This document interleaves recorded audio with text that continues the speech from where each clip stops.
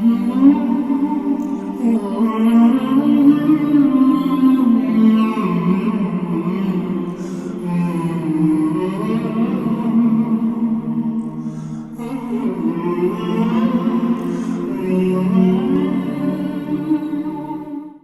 بالله من الشيطان الرجيم بسم الله الرحمن الرحيم الحمد لله رب العالمين نحمده ونستعينه ونستهديه ونعوذ بالله من شرور أنفسنا وسيئات أعمالنا من يهده الله فلا مضل له ومن يضلل فلا هادي له أشهد أن لا إله إلا الله وحده لا شريك له وأشهد أن محمدا عبده ورسوله. Të nderuar shikues, assalamu alaikum wa rahmatullahi wa barakatuh. Jemi përsëri në emisionin ton, Qytetërimi I vlerave. Jemi duke I përvetësuar në mënyrë praktike, duke I shpjeguar disa vlera islame, me të cilën dallohet ky islam. Kjo dhunti më e madhe që Allahu na ka dhënë. Dhe na ka zgjedh dhe na e ka mundsuar që të jemi ndjekësit, pasuesit e pejgamberit të fundit. Dhe që na ka bërë të mundshme që të jemi zbatuesit në mënyrë praktike të mësimeve që Allahu subhanahu wa taala ja ka shpallur Muhamedit sallallahu alaihi wasallam. Prandaj, me të drejtë islamin e quajtëm qytetërim I vlerave. Vlera këto që e rregullojnë jetën tonë, që e zbukurojnë, që japin shije kësaj jete dhe bëjnë atë jetë të lumtur në këtë botë dhe inshallah shpresojmë që pas kësaj jete të lumtur në këtë botë të jetojmë edhe lumturinë absolute në xhenetet e Allahut subhanahu wa taala, në ato gjëra të bukura dhe të këndshme që I ka përgatitur Allahu për besindrejtët, për ata që ecin në rrugën e pejgamberit ton Muhammedit sallallahu alaihi wasallam. Ishim duke folur për emanetin besnikrin. Dhe tham se Islami ka dhënë rëndësi shumë të madhe ruajtjes së emanetit. Dhe tham se emaneti është e drejta që duhet të mbrohet dhe realizohet. I përmendëm ajetet ku Allahu në mënyrë eksplicite I ka treguar obligimet e besimtarëve ndaj emanetit. Gjithashtu I treguam edhe disa hadithe të pejgamberit sallallahu alaihi wasallam ku alarmon I dërguari I Allahut sallallahu alaihi wasallam se mos ruajtja e emanetit është cilësi e hipokritave, se mos zbatimi I premtimit është prej gjërave që nuk I përkasin besimtarit. Dhe tregoi se para se të vjen dita e gjykimit është rreziku I madh që të humbet besnikëria nga zemrat e njerëzve. Dhe do të mbetet një hije e cila është si një fotografi e paqartë që e ka njeriu në kokën e tij. Prandaj të fillohet do të përzihet. Besniku do të quhet jo besnik, ndërsa ai që nuk është besnik do të quhet besnik, sepse nuk ka mbetur kriteri I vlerësimit I qartë tek njeriu. Gjithashtu përmendëm edhe disa nga thënjet e ashabëve të Muhamedit sallallahu alaihi wasallam. Filluam me Ebu Bekrin, I cili tha se gënjeshtra më e madhe është tradhtia, ndërsa e vërteta më e lartë dhe më e çmueshme është ruajtja e emanetit.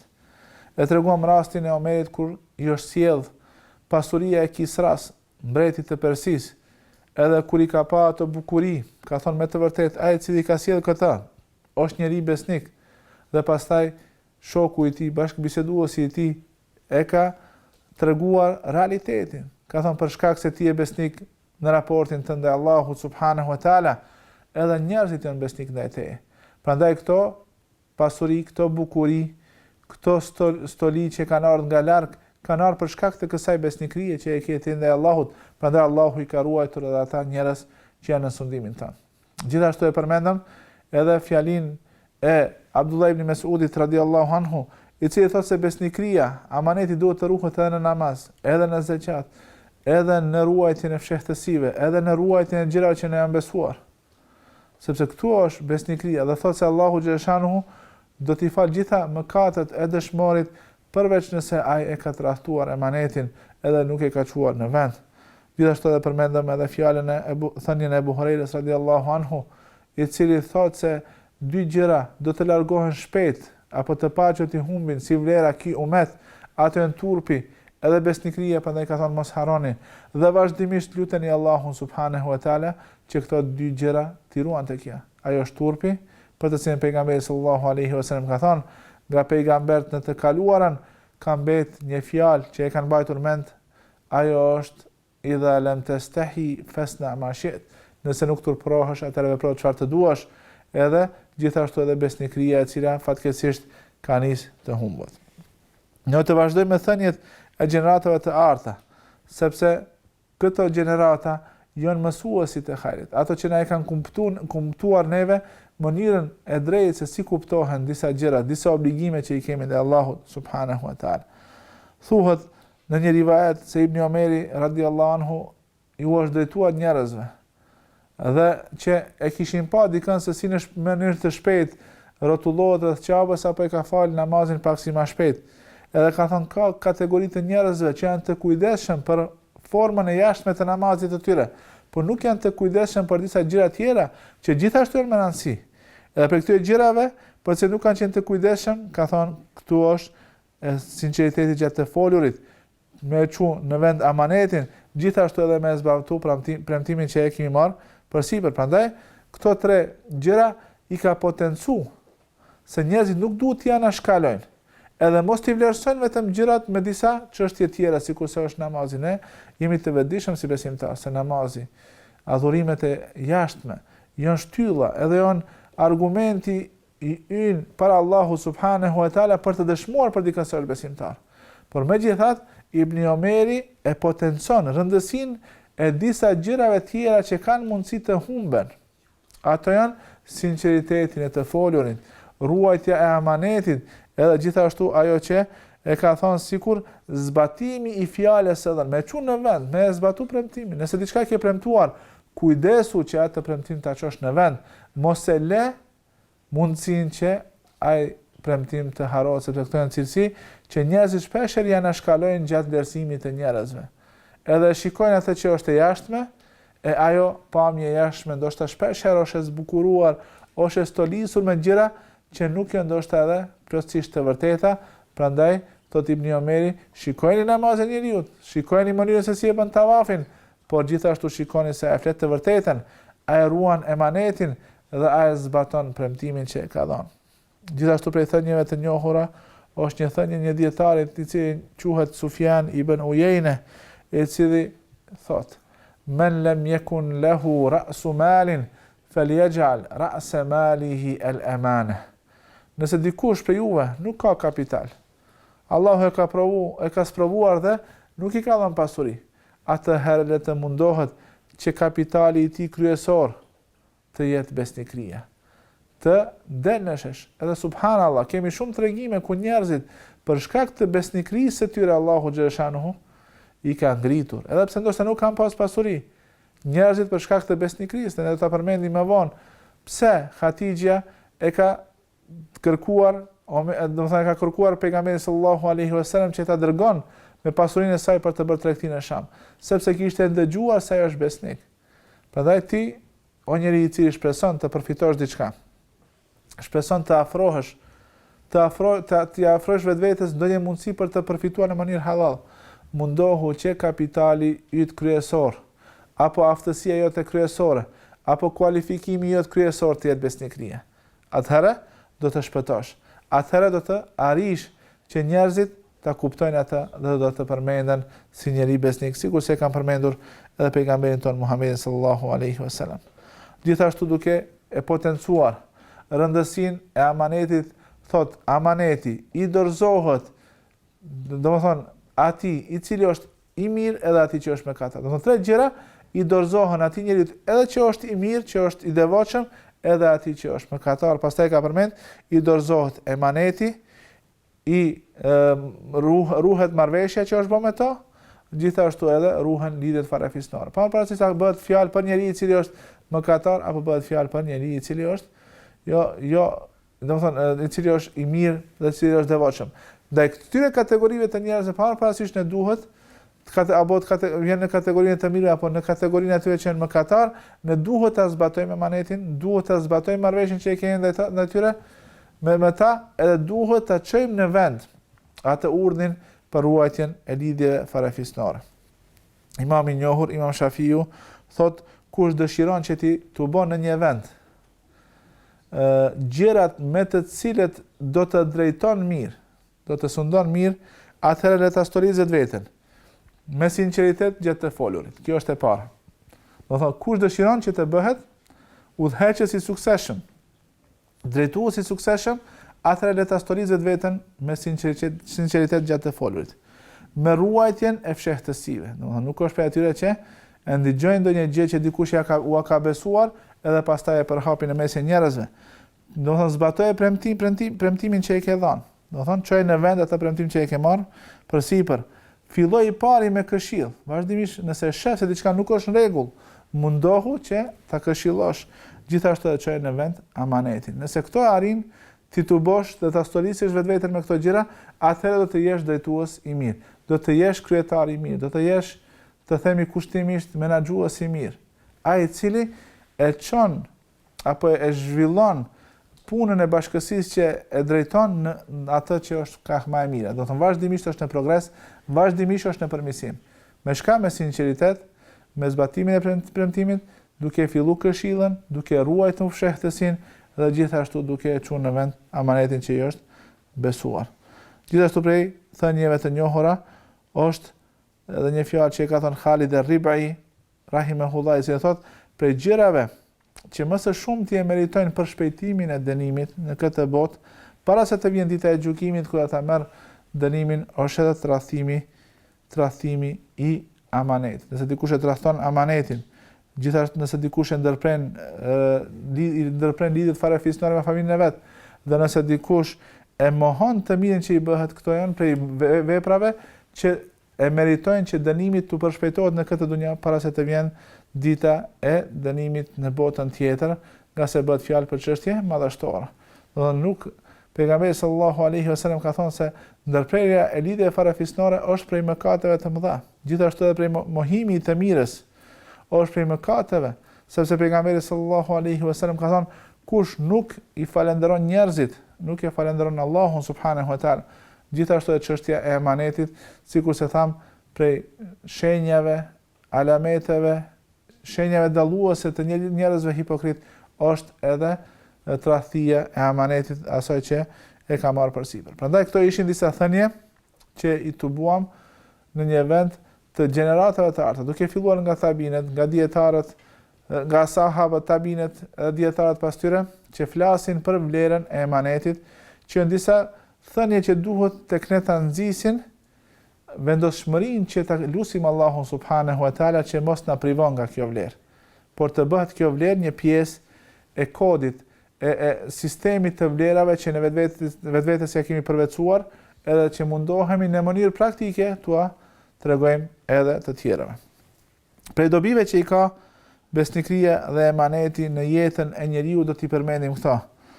E para është se një shoqëri zhvillohet me hajër dhe me begatitë e Allahu subhanahu wa taala nëse në atë shoqëri ruhet emaneti. Nëse ruhet emaneti në një shoqëri, atëherë ajo zhvillohet edhe në të përhapet hajri dhe bereqeti. Gjithashtu, është prej cilësive më të larta morale me të cilën Allahu i ka përshkruar besimtarët, ata që të shpëtojnë në botën tjetër. Allahu në Kur'an thotë: "Walladhina hum li amanatihim wa ahdihim ra'un." Ata të cilët amanetet e tyre dhe marrëveshjet e tyre i ruan. Shikoni, Allahu ta ka përshkruar njeriu edhe i ka treguar disa cilësi të aty njeriu që është shpëtuar. Qad aflaha al-mu'minun, e para është besimtarët që besojnë Allahun subhanahu wa taala dhe që askënd nuk e barazojnë me Allahun subhanahu wa taala, nuk i bëjnë shirk, edhe i zbatojnë obligimet e Allahut subhanahu wa taala. Pastaj thot se në mesin e cilësive morale që i posedon ky njeri i cili është i shpëtuar është ata që i ruajnë amanetet edhe marrëveshjet që i kanë bërë mes njerëzve. Gjithashtu, ai që është besnik, atë e do, edhe Allahu, edhe atë e do, edhe pejgamberi sallallahu alaihi wasallam dhe atë e dojnë edhe njerëzit, se besniku është ai i cili tek njerëzit e menjanon, e largon ndjenjën e frikës nga tradhtia dhe ndjenjën e frikës se dikush do ta në përkëmbë atë të drejtë që unë e kam. Se ka mundësi njeriu të ndjen frikë për shkak se ballafaqohet me njëri që është tradhtar, ndërsa ai që është besnik, ai krijon emocione pozitive tek njerëzit. Me besnikëri ruhet feja, ruhet nderi, ruhet pasuria, ruhet jeta dhe ruhet trupi i njeriu nga dëmtimi. Domethënë, ai që është besnik ai nuk e bën asnjë shkelje të asaj që është e lejuar.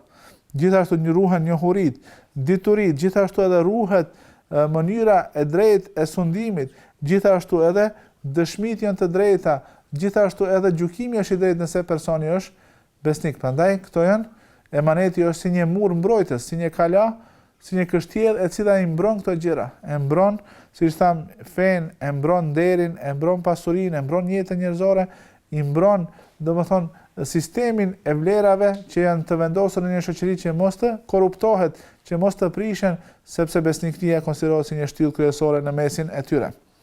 Gjithashtu edhe emaneti është në esencë edhe boshti kryesor i sprovës me të cilën Allahu xhaleshanuhu na ka sprovuar në këtë dunjë. Sa do ta çojmë në vend amanetin që e kemi dhënë Allahu subhanahu wa taala, duke thënë kur ka thënë alastu bi rabbikum qalu bala.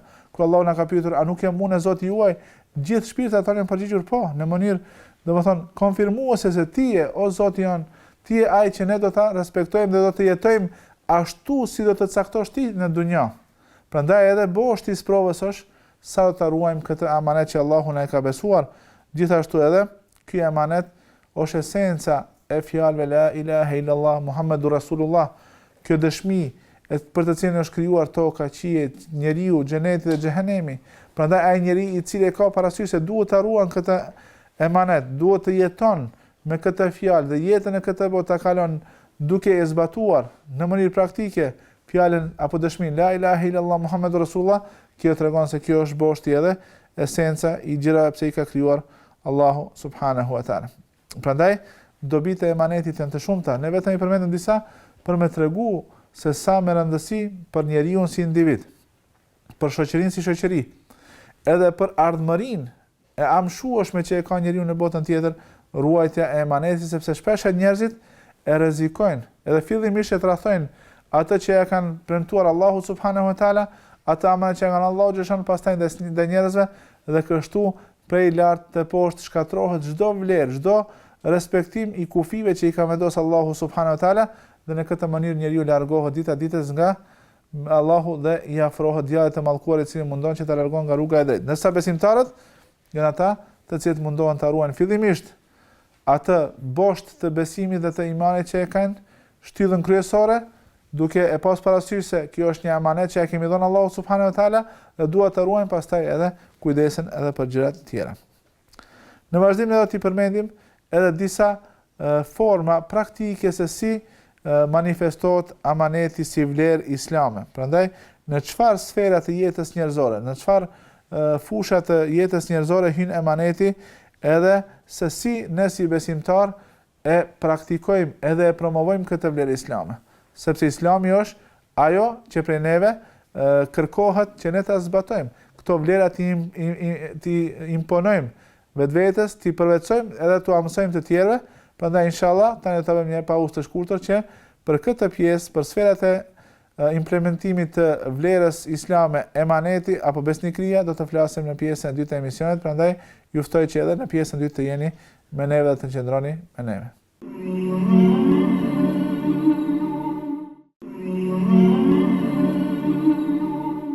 Vazhdojmë me bisedën tonë rreth amanetit, besnikërinë si vlerë islame. Ishim duke folë për mënyrën se si gjeneratat e arta të islamit në kanë këshilluar dhe në kanë nxitë që ta përvetsojmë këtë vlerë. Gjithashtu edhe i përmendëm cilët janë dobitë e kësaj vlere në rrafshin individual dhe në rrafshin shoqëror. Tani të përmendim në mënyrë praktike se si njeriu e ruan emanetin, apo cilët janë ato fusha nga jeta njerëzore, sfera të jetës njerëzore që janë vend apo ku ne i zbatojmë edhe i realizojmë vlerat islame në mesin të cileve e zbatojmë edhe besnikrin edhe amanetin. Me siguri se ka shumë sfera ku ne e dëshmojmë besnikrin ton në mënyrë praktike.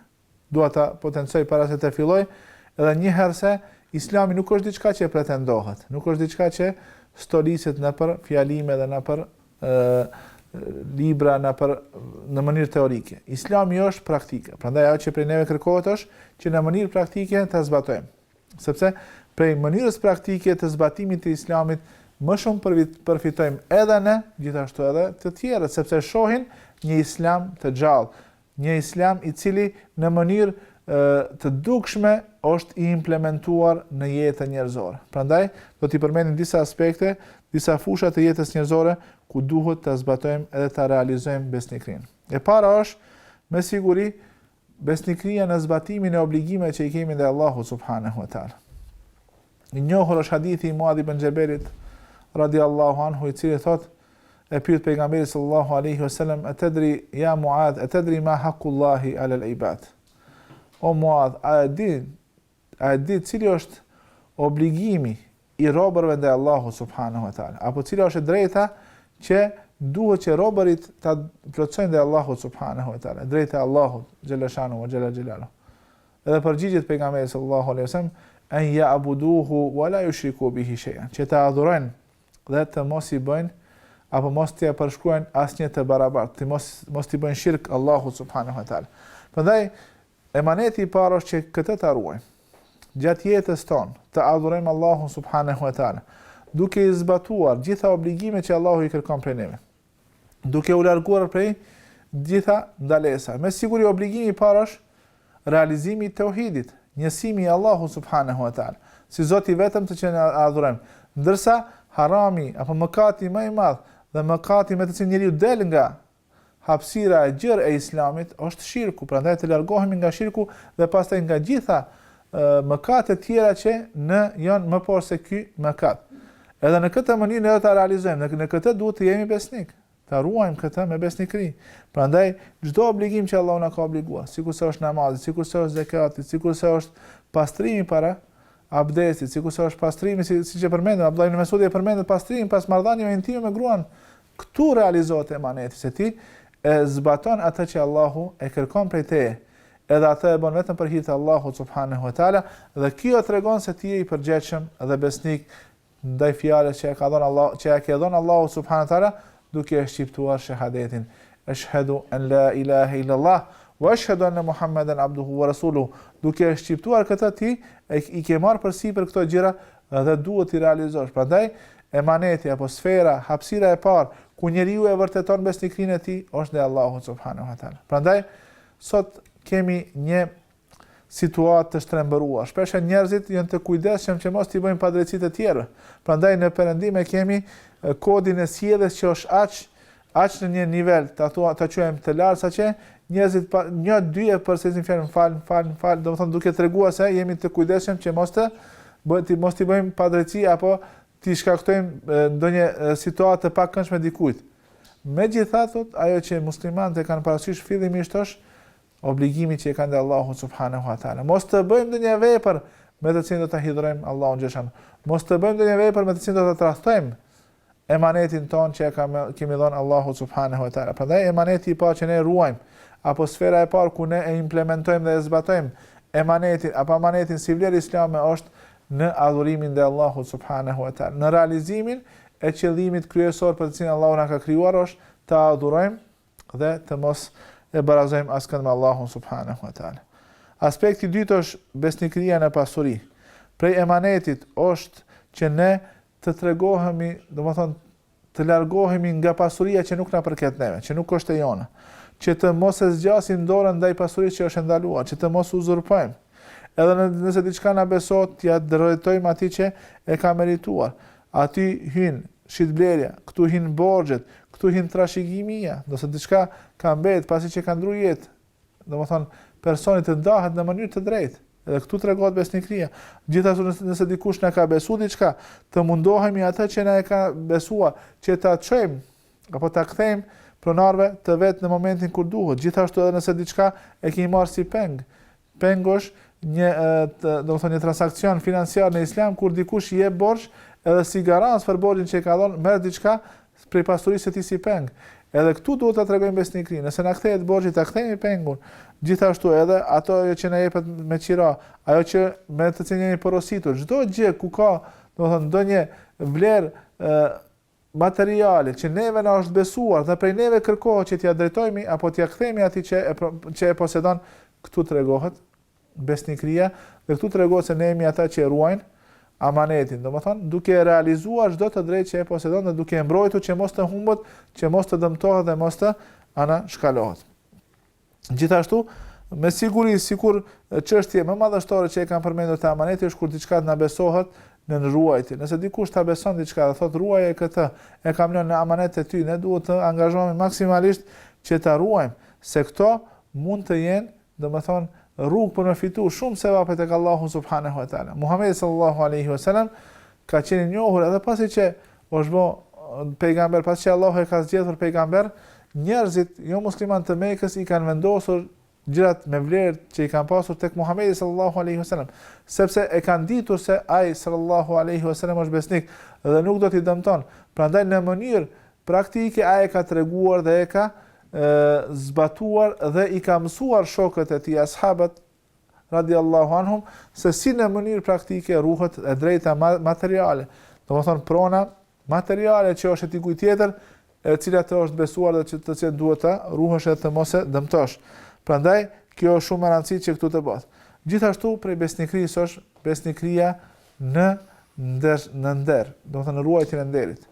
Subhanallahu, jetojmë në një kohë kur me të vërtetë çdo ditë dëgjojmë lajme të çuditshme për ndonjë vepër e cila i përket atyre veprave të ndaluara që kanë të bëjnë me nderin. Prandaj besimtari është ai i cili e dëshmon besnikrinë e tij edhe në këtë çështje.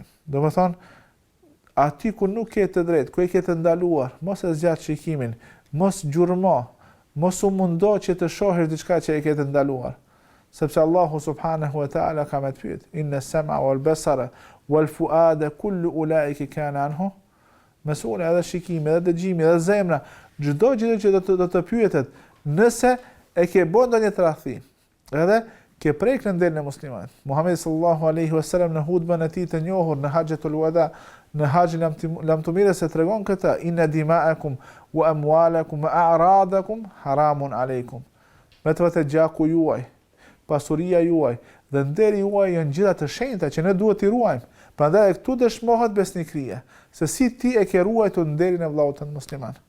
Qoftë ai nderi i motrës, qoftë ai nderi i dikujt tjetër nga familja e tij. Prandaj është i njohur rasti kur tek i dërguari Allahut sallallahu alaihi wasallam ka një djalosh i cili ka qenë në atë kulmin e fuqisë së tij fizike. Dhe ka thonë, po kërkoj që o i dërguari Allahut ma lejosh zinan, imoralitetin.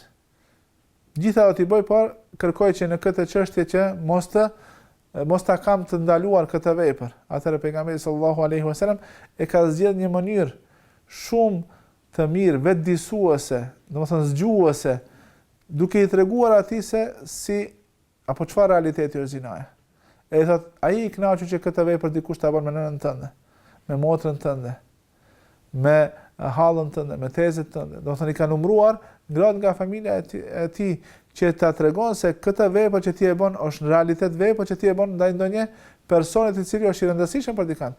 Ti je duke në përkëmbë apo duke marrë në përkëmbë nderin e tij, prandaj besnikëria tregohet edhe në çështjen e nderit. Sot subhanallahu njerëzit e tregojnë, domethënë nderin e tyre ose pandershmërinë e tyre në këtë çështje në shumë raste. Shpesh ndodh që besimtari ta tregon ndershmërinë e tij ndërsa dikush tjetër e tregon. Prandaj shokut ndoshta shfaqen sikur shumë të afër, ndërsa në realitet ndodh ajo që është pa e këndshme dhe ai në përkëmbë edhe e nderon shokun e tij të ngushtë, ndoshta vllaun e tij musliman, me çështje që nuk është e lejuar, sikur se është zinaja. Prandaj duhet të mundohemi që t'i ruajmë nderin. Sigurisht se këtu hyn edhe ruajtja e gjuhës, që mos të shfaqim, mos të folim fjalë që nuk i do Allahu xhashan, sikur se është fyerja, gibeti, sikur se është edhe shpifja ndaj dikujt për ndonjë vepër, sikur se është edhe përgojimi i cili është gjithashtu një mënyrë e nëpërkëmbjes të nderit të dikujt tjetër. Gjithashtu Islami e ka treguar apo e ka zbatuar amanetin si vlerë edhe në çështjen e ruajtjes së jetës, apo në mbrojtjen e jetës dhe në mbrojtjen e trupit të njeriu nga dëmtimet fizike. Prandaj besnikëri është që ti ta ruash vetën që të mos veprosh ndonjë vepër me të cilën do ta rrezikosh jetën e dikujt tjetër, apo do ta marrësh jetën e dikujt tjetër, do të shkaktosh vrasje, apo do ta dëmtosh. Këto janë këto gjëra që Islami ka kufizuar, dhe duke u ruajtur ti nga këto gjëra, e vërteton besnikrin tënde, e vërteton se ti je duke qëndruar besnik në ato parime që Islami i kërkon prej teje. Me siguri se këtu është shumë me rëndësi që ta kem parasysh se për njeriu është ndaluar. Walladhina la yaqtuluna an-nafsa allati harrama Allahu illa bil haqq. Precisësive të robërve të mirë që Allahu i ka dalluar është që ata nuk bëjnë ndonjë vepër me të cilën e vendosin në rrezik apo e marrin jetën e njeriu që nuk kemi të drejtë. Prandaj Allahu subhanahu wa taala prej neve kërkon që këtu ta tregojmë besnikrinë tonë. Jo të kërkojmë apo të gjërmojmë pas mënyrave se si ta dëmtojmë dikon, por përkundrazi duhet të ruajmë jetën e të tërkujt ashtu siç angazhohemi të ruajmë edhe jetën tonë. Gjithashtu prej sferave ku vërtetohet besnikria islame është edhe në aspektin e njohurive dhe në aspektin e shkencave. Prandaj prej emanetit është që ne ta kuptojmë atë që e kemi mësuar, pa e ndryshuar dhe pa e shtrembëruar, edhe pa i përvetësuar fjalë që dikush tjetër i ka thënë. Edhe çdo herë kur të transmetojmë diçka prej dikujt, t'ia veshim apo t'ia atribuojmë atij që e ka thënë. Edhe gjithashtu të mos bëjmë ndonjë hile për me përvetësu diçka që nuk është e jona. Subhanallahu, sot kemi shumë situata të pa këndshme ku njerëzit mendojnë se nëse e blejnë diplomën e magjistraturës apo doktoraturës kanë bërë një vepër ndoshta që është të dobishme për mua. Por realiteti është i hidhur se Islami nuk e lejon këtë. Se njeriu nuk duhet vetvetes t'i atribon diçka që nuk është e tij. Prandaj, nëse e ka thënë dikush tjetër, qoftë edhe çifut, nëse e ka bën ndonjë zbulim, edhe e ka bën ndonjë hulumtim, i cili është i dobishëm, edhe nëse e transmetojmë atë, duhet që t'i atribuojmë atij që mos të bëjmë, domethënë, përvetësim të diçka që nuk është e jon. Kjo ka të bëjë gjithashtu me ajo që sot njihet sikur prona intelektuale. Nuk lejo që dikush të vjedh. Pastaj plagiatet që numri i tyre është shumë në Islamin të ndaluar. Shikoni se si Islami e ka rregulluar këtë para shumë shekuj, duke treguar besimtarëve se nuk duhet apo nuk të lejohet që ti të përvetësosh diçka që nuk është e jota, qoftë ajo edhe nga sfera e shkencave dhe nga sfera e njohurive. Gjithashtu, shumë e rëndësishme është që të ruajmë sferë rëndësishme e ruajtjes së emanetit është edhe kur dikush është në pozitë udhëheqëse. Prandaj ai duhet të zbaton obligimet që i ka ndaj ata që janë nën të. Gjithashtu edhe duhet të gjykon drejt mes tyre. Prandaj të mundohet që të zgjedh në mesin e njerëz që janë besnik. Prandaj njeriu duhet të mundohet që është në këtë pozitë ta ndihmon vetveten me njerëz që janë të drejtë dhe që janë të fuqishëm.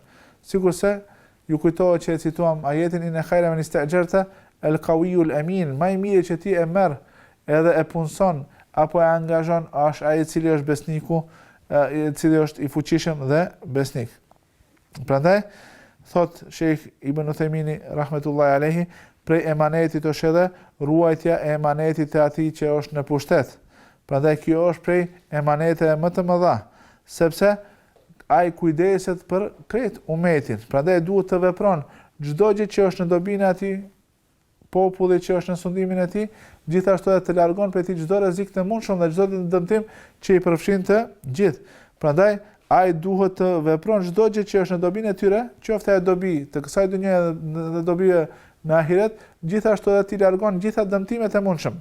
Qofshin ato dëmtime dhe dëme që i përkasin kësaj dhunjaje edhe po që i përkasin botës së tjetër. Duhet të ruan pasurinë e tyre, edhe ta ruan atë kasën shtetërore që e kanë në sundim, edhe mos ta harxhet atë pa nevojë. Gjithashtu edhe duhet të mundohet që vazhdimisht në pozitat kyçe, në pozitat e rëndësishme ti punson ata që janë besnik dhe ata që e meritojnë atë pozitë. Prandaj këtu ka të bëj me siguri se ai që është kryetari i komunës kujdes për komunën e vet, ai që është gjykatës në gjyqin është ai që kujdeset për edhe duhet të jetë i drejtë në këtë çështje. Prandaj çdo sferë kur dikush ka marrë përgjegjësi për me drejtuar atë sferë të jetës, ajo është përgjegjës aty.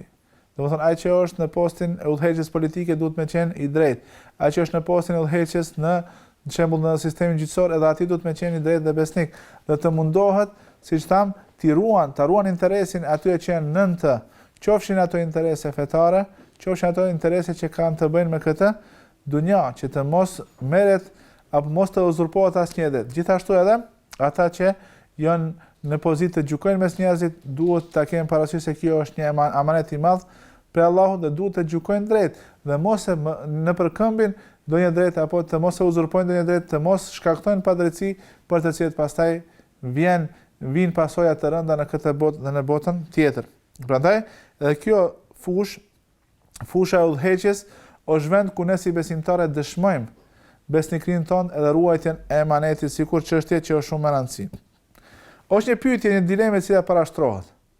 Se shumë është vështirë që të gjejmë njeri i cili në vete i ka tubuar dy cilësitë kryesore për udhëheqje të drejtë.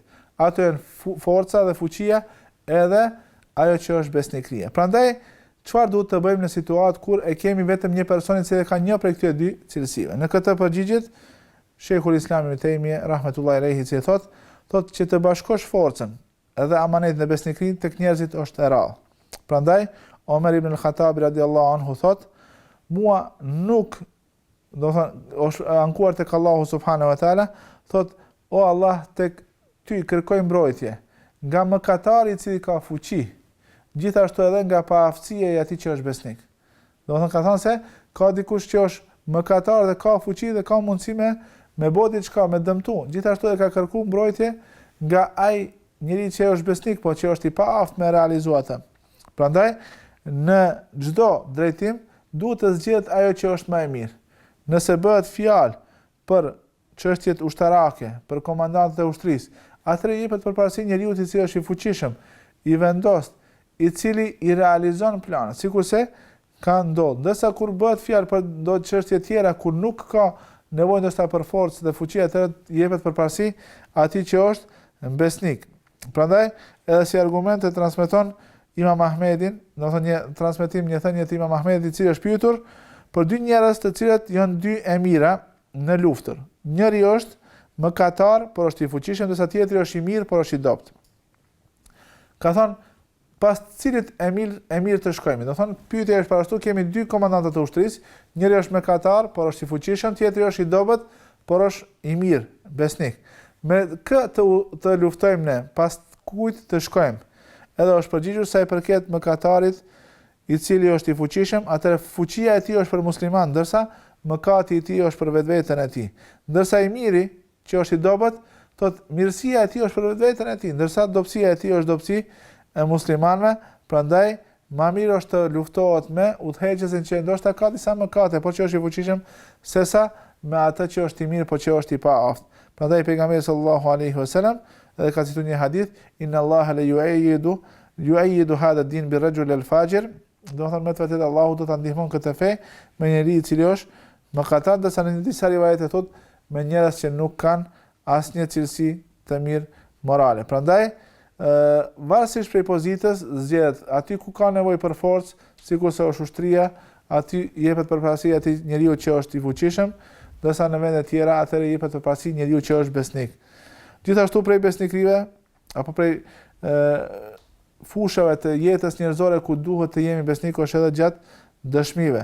Do të thonë kur ta dëshmojmë drejt që mos të dëshmojmë në mënyrë të rrënjshme. Gjithashtu edhe gjatë gjykimit, gjithashtu edhe gjatë shkrimit.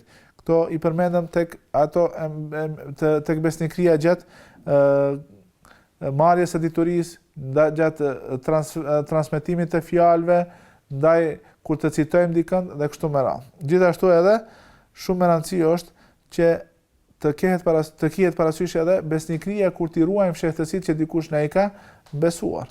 Prandaj është rregull islam, nëse dikush na tregon diçka, edhe thotë se kjo është shehtësi mes meje edhe ty, prej besnikërisë, prej amanetit është ta ruajmë këtë fjalë dhe mos ta përhapim në mesin e njerëzve, sepse kjo është një gjë që ai ta ka besuar. Prandaj këtë që ta ka besuar që ti duhesh ta ruash edhe mos ta shfaqësh njerëzve. Prandaj nëse e thot kështu në këtë mënyrë është vetëm mes meje dhe ty, kjo është haram që të përhapet.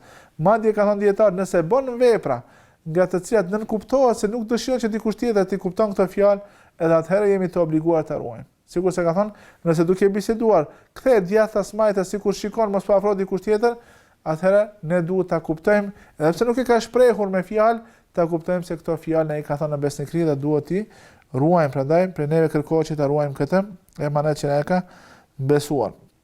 Prandaj këto ishin disa sfera të jetës që apo fusha të jetës ku njerëzit për njerëzve kërkohet besnikëria. Me siguri se ka disa elemente tjera që duhet t'i përmendim, por për shkak të kohës ato inshallah të përmendim në ndonjë emision tjetër. Unë vetëm deshta t'i tregoj disa raste nga jeta e pejgamberit sallallahu alaihi wasallam ku tregohet besnikëria si cilësi e Muhamedit sallallahu alaihi wasallam. Prandaj besnikëria është cilësi që ka qenë e pranishme apo që është një virtyt i pashmangshëm i çdo pejgamberit. Çdo pejgamber ka pas këtë çështje. Prandaj edhe pejgamberi sallallahu alaihi wasallam si dërguari i fundit, si vula e pejgamberëve e ka zbatuar praktikisht këtë besnikëri, e ka implementuar në kodin e sjelljes së tij dhe gjithashtu ka qenë shembull i më i mirë për shokët e tij që ato të zbatojnë. Prandaj emanetin e ka shfaqur edhe para islamit, edhe pas islamit. E treguam rastin kur Ebu Sufjani e pyet Herakli për cilësinë e pejgamberit sallallahu alajhi wasallam dhe aty e përmend Edaul Emane. Gjithashtu është i njohur rasti kur pejgamberi sallallahu alajhi wasallam ka qenë ende i ri, por ka qenë njohur me emrat Es-Sadiqul Emin, ai që e flet të vërtetën dhe besniku. Dhe kur për shkak të vërshimeve është rënuar qabje, dhe Mekasit kishin vendosur që ta rindërtojnë. Dhe gjatë rindërtimit kanë ardhur në kohën kur është dashur që ta vendosin gurin e zi në vendin e vet. Edhe nuk e kanë ditur se si të veprojnë. Në këtë situatë edhe ka filluar zënkat se çdo fis ka dashur që ta merr atë privilegj që ta vendos gurin e zi në vendin e vet. Atëherë kishin vendosur pasi që është nxehtë atmosfera që i pari që të hyjnë në qabe të jetë ai që të gjykon dhe ai që ka hyrë ka qenë Muhamedi sallallahu alaihi wasallam, i cili i ka mësuar që ta vendosin një xhube në tokë edhe pastaj çdo kryetar i fisit ta ka nga një cep nga një skaj të asaj xhubeje edhe ta çojnë vendin të gurit. Po ajo që është momenti ku deshta me tregu është momenti se kur e kanë përshkruar erdhi Emini, domethënë erdhi besniku i cili në mënyrë më të mirë do të na mëson. Gjithashtu domethënë është rasti tjetër që e tham se pejgamberi sallallahu alaihi wasallam ka si pejgamber edhe prej fjalëve të para me cilën i ka urdhëruar njerëzit ka qenë sinqeriteti në fjalë, me çupremtimin në vend, edhe ruajtja e emanetit dhe kështu e ka përshkruar Ebu Sufjani. Gjithashtu edhe rasti kur i ka thirr gjitha banorët e Mekës edhe ju ka treguar se është pejgamber, i kanë thënë nëse ju tham se pas kësaj kodës është një ushtri e cila bëhet gati për t'ju sulmuar, a do të kishin besuar? Ka thënë po, ma ahidna minke kadhiban, sepse asnjëherë nuk e kemi dëgjuar në një gënjeshtër për tyre. Pastaj ka thonë unë jam i dërguari i Allahut, edhe këtu tregon se Muhamedi sallallahu alaihi wasallam ka qenë i njohur me besnikërinë e tij, edhe këtë cilësi dhe vlerë islame e ka zbatuar praktikisht, edhe i kanë nxitur ashabët, edhe ka qenë shembulli më i mirë, edhe ashabët pas tij kanë qenë bartësit e kësaj vlere deri tek popujt tjerë ku ka arritur Islami. Prandaj Allahun e lut që të na ruan nga devijimi, Allahun e lut që inshallah na bën për njerëz që janë besnik, që i ruajnë amanetet, që e zbatojnë në mënyrë praktike këtë vlerë islame me të cilën Allahu na ka nderuar. Gjithashtu Allahun e lut që të na mëshiron, që të na drejton, edhe inshallah t'i pranon veprat tona të mira dhe të na shpërblen me shpërblimin e tij më të lartë, ajo është xheneti. Me kaq unë e përfundoj këtë emision dhe ju përshëndes. Wassalamu alaikum wa rahmatullahi wa barakatuh.